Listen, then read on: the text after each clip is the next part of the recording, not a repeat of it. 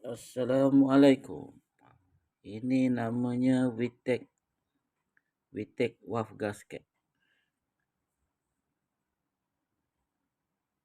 Hari ini saya nak tukar sebab dah leaking teruk dah solenoid tu.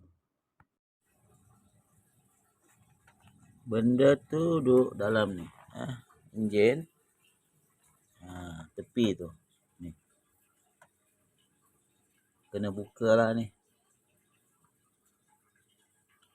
So nak buka tu kena cabut ni soket ni. Lepas tu wire-wire ni ketepikan semua.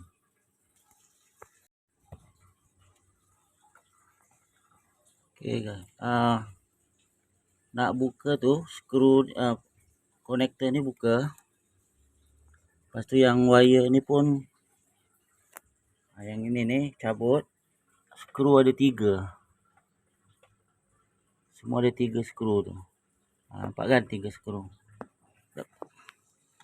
1, 2, 3. Ada satu tu skru wire pun buka. Okey, dah buka. Jadi 3 skru semua Nampak lubang skru tu. So, sebelum pasang gasket baru tu, bersihkan yang bekas-bekas minyak atau bekas-bekas gasket lama tu. Baru pasang. Ini gasket lama. So, nanti kita try masukkan. Tapi bersihkan dululah. Tengok.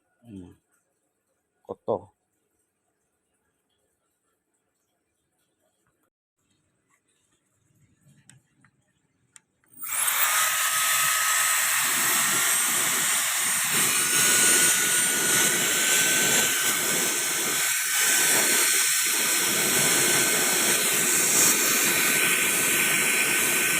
Pun dah masuk dah. Okey, dah pasang. Dah bersih dah.